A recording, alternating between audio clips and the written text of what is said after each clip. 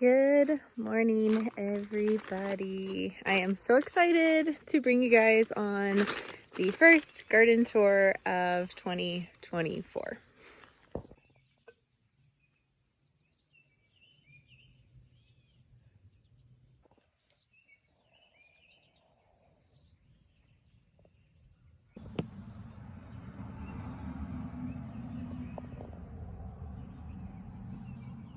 All right, so I wanted to bring you guys along on this first garden tour before we get the garden really cleaned up and highly productive. Right now, you can see there are tons of weeds. There are some plants. So I kind of just wanted to walk you through where we're at and where we are hopefully going to be heading this year on our garden. So last year we planted a ton of strawberries, the bare root strawberries, and we planted them in a couple of these rows. And as you can see, with our schedule and everything we've got going on, have not been able to appropriately keep up with weed control as well as the runners. So we are in the very slow, grueling process of transplanting our strawberries out of this row up into some raised beds. And then we're gonna hopefully get the weeds taken care of in this row and soon be planting some other vegetables in here. This row here, you can't really see it because it is weed covered, but we're gonna come through, put mulch down, put either some sort of weed barrier, feed bag, something down through here, and get this prepped for some more gardening. I have been thrilled with how our spinach and kale actually survived in our very makeshift, very sad at the end of the season high tunnel that we were experimenting with. We have had some extremely warm days, and so in here it's been even warmer with the rips and things. So our kale on this side has started going to bolt, and our spinach here as well. I'm just letting this flower, and then here in a little bit we'll throw those out to the chickens. But we have had lots of spinach and kale already this spring, which has been awesome. All right, before we head on into the garden, I want to kind of bring you back over here to the side of the greenhouse. We've done a ton of transplanting strawberries into our green stalks this year. We're experimenting with green stalks again. I know a lot of people have massive success with them, and I'm not sure if it's just my lack of attentiveness or my dirt or nutrition or what, but I struggle to keep these things rolling. So we're trying some strawberries, some lettuce, some different herbs, and then I've got one more tier in the greenhouse I'm going to actually plant strawberries in. Or not strawberries, flowers. I'm going to plant flowers in just to bring some color here against the greenhouse. The other thing I'm really, really excited about is this is the cold frame that we had lettuce in last year that bolted, and it self-seeded, and we have just been feasting on greens already this year from this cold frame. Now, aesthetically, I have lots of cleaning up to do. I need to finish river rocking all of the side of the greenhouse, as well as the far side and the other perimeter. I'm going to remulch this whole walkway here. And then this is our row of garlic. You'll see we have 2 rows. These are the 2 rows that the chickens got in and really kind of had a heyday with. So this row survived really well, neat and straight. This row, you can see it's very scattered. So get in there and do a little bit of hand weeding sometime this week maybe. But that garlic is doing well. It looks very healthy. It's just like these 2 over here are in the path. But they're doing their own thing. So we're going to let them grow, harvest those later this year. This very weedy row is yet another row of strawberries. You can see we've upplanted a bunch of these already. A lot of this row was what I put in the green stalk, but you can see I still missed quite a few. So we'll probably go through this, take the wires out, and get the weed eater down here, weed whack slowly through, see if there's any strawberries we can pull up, and then cover this to suppress the weeds. I will be very honest, we are, for me anyway, I feel like we're behind on where I wanted to be as far as garden prep, greenhouse production, things like that. So I'm giving myself grace this year. I had really hoped to be able to have all of my starts this year, to not have to buy plants, to utilize a lot of the seeds that we already had. But I am finding that just with Nathan being in his toddler stage and just the other things we've got going on the homestead, I'm behind this year. So I'm going to give myself grace. We probably will end up purchasing some seedlings. We've had inchworm problems in the greenhouse this year. So a lot of my brassicas and things have had like caterpillar damage. Even some of my onions, caterpillar damage inside the greenhouse. So I don't know how that's going to look, but I'm giving myself grace, and you'll probably see some plant starts from a greenhouse this year here, because that's just the season we're in. I have to work with our kids and our schedule, and so there's a good chance we'll have to buy plants this year, and that's okay. This next row here, you can see we've got some sugar snap peas going. The kids love to snack on sugar snap peas, and so we planted quite a few up in the raised beds up by the house so they can go out and just snack on them as they get hungry. But me being the person who struggles to properly estimate how many seeds I need for a space, had soaked way too many. So we ended up going ahead and soaking enough sugar snap peas for this entire row between the mulch and the yellow trays. We did it just on this one side. And our goal within sometime this week to next week is we're going to create trellises like this one all the way down this path so that we can have cucumbers on one side, and then hopefully if I get the weeds under control, we'll do like pumpkins and things on that side. But I think it would be super fun, if it works out, to do this whole mulch path here covered in trellises. We're going to take down the high tunnel, utilize those panels, and hopefully this will be really cool this year. Maybe throw some mining flowers. I'm not sure, but it's going to be really fun and beautiful, I think. We're going to get into where winter prep started and never finished, but this is a row of garlic. It is doing quite lovely. I am very thrilled with the garlic this year.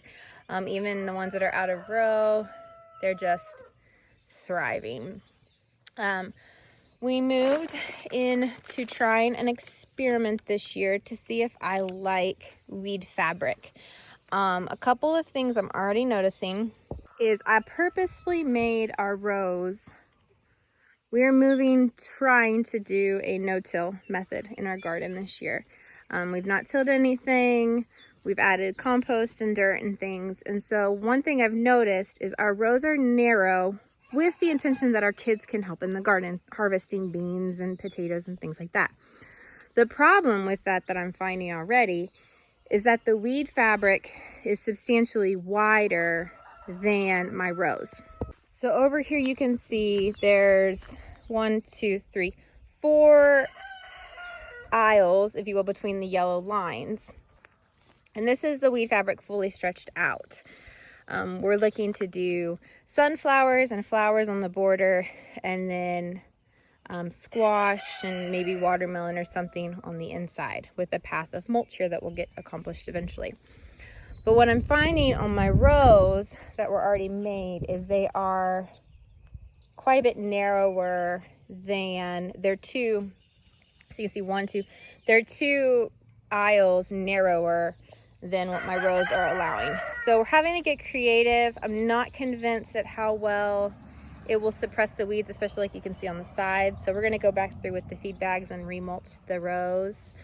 That'll also just give the kids definition on where to walk and where not to walk.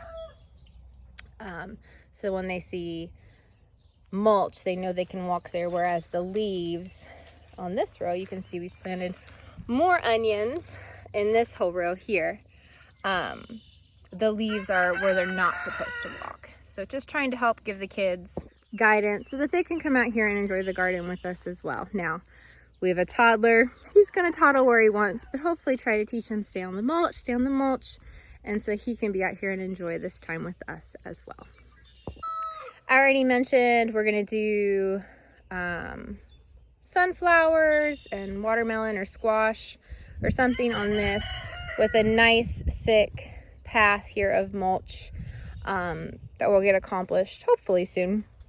And then you're going to get into the chaos. We've been trying to add leaves on each row, and so we had these old tarps that were going to be heading to the trash anyway, so I used those to hold the leaves down in the winter and just haven't gotten this quite cleaned up.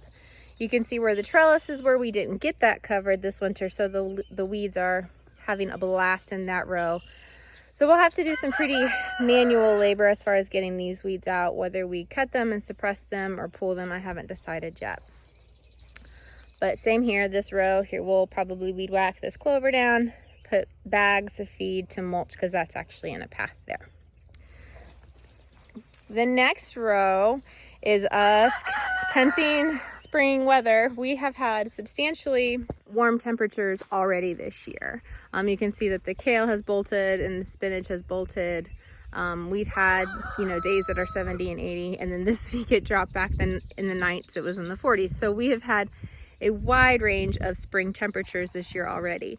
So because our springs are unpredictable and we ran out of potatoes this past winter, we went ahead and planted 2 rows of potatoes.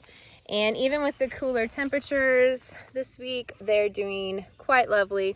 We never hit like a frost temperature, but we did have cooler temperatures and they pushed right through. So hopefully we're gonna have a nice, tasty, early harvest of potatoes, and then we can continue getting more potatoes as the summer progresses. Down at this row, you can see this row just has a mulch of leaves, whereas this other row over here had a mulch of leaves and grass. So this mulch is a little bit thicker. That's why the plants, I think, are probably a little bit smaller. Whereas on this side, it was just the leaves, and so they're really starting to poke through substantially. I will mow and bag our grass, and that's what we'll use to hill and mulch these potatoes probably sometime next week. All of the grass we have right now that I need to mow is going to seed, so I don't want to use that in here. That way we're hopefully preventing some weeds, not all weeds obviously, but trying to again move to that no-till method, see if we like that process, see how our ground and our environment does with that. And if it does well, then hopefully that's what we'll stick with, because that way we can keep the microbes and all the buddies in the ground alive and thriving, and hopefully provide a healthy environment just overall for our property here. The rest of the garden, it needs lots of love and attention, and we're going to start getting into that in the coming weeks and days. We do have down here towards the end quite a few excitingly volunteer sunflowers that are popping up. So we'll come through this, weed whack this. The kids play on this in the summer when they're out here, but try to avoid, and then we'll mulch around the sunflowers. Eventually, when this all decomposes, this will either become part of the garden or turn back into pasture, depending on where we're at in that season of life. Down here, we've got a pile of compost that we are in need of turning. So we'll get that turned, and then we're going to really work on building compost down on this side where all of this grass and weedage is. We had the cows in here about a week ago, and they just weren't a huge fan of the greens that were in here. They didn't really touch them at all. So we're going to go ahead and probably weed this down, and start getting a couple bouts of compost going, because we have quite a bit of deep litter and things that we need to get composted so that we can start feeding our rows when it's time to turn things, mid-spring, midsummer, when we're adding the second or third crop to that row. So like when we harvest those potatoes, we'll want to move the leaves and grass aside, add some compost to that, so there's fresh nutrition for whatever we succession plant after that. The last thing I want to show you guys on this garden tour before we wrap it up on our first garden tour of 2024 is this year we are adding rock along the pasture side of the greenhouse. And then we opted, you can see we haven't done it here yet. This is actually going to be all river rock too. But we've opted to add mulch under all of our perimeter fencing. This fencing predominantly here is for our chickens. We let our chickens free range from the afternoon until the morning. With our dog, we haven't had any predators at night in a long time. So we do let them free range in the mornings until my two oldest get out here to do their chicken chores. But we put a line of mulch under the entire perimeter of this fence. And we are hoping that that will help us not have to weed eat as much. You can see the chickens have come in here and started scratching this, which is fine. It's not ideal, but we'll come back through and throw a little bit of mulch down to keep them from scratching under it. But also to keep the weeds from piling up. And I think it'll just make it look neater and cleaner for our neighbors as well. So I am very excited about this garden season. I don't really know how it's going to turn out. We've set a goal for ourselves that we want to try to raise about 75% of our own food.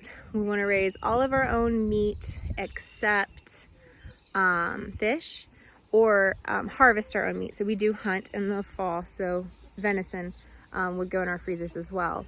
And then we also want to just try to put as much food away in the pantry as possible this year.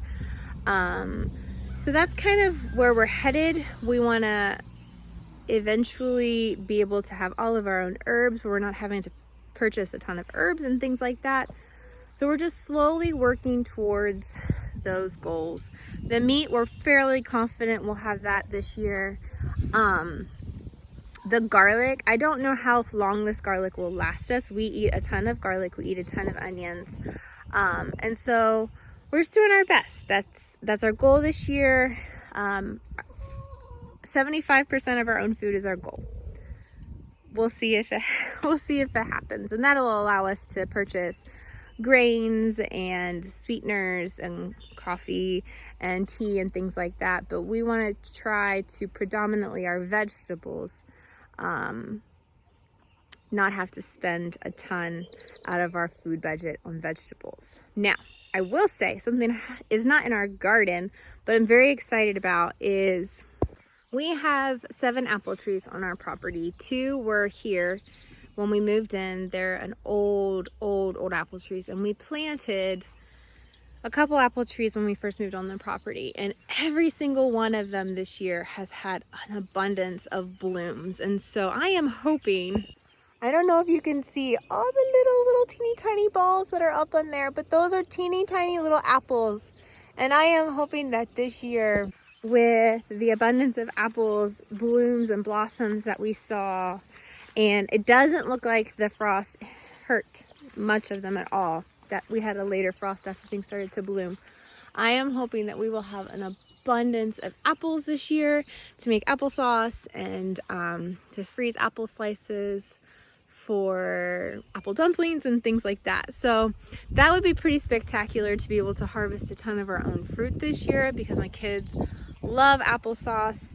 And so that's something I'm hopeful for. We'll see how we compete with weather and critters, but that would be pretty spectacular. So that is it for this first garden tour of 2024 in May. Thank you for joining us here on the homestead, and I can't wait to see what this season has in store for us here in Southern West Virginia. We'll see you in the next video. Bye.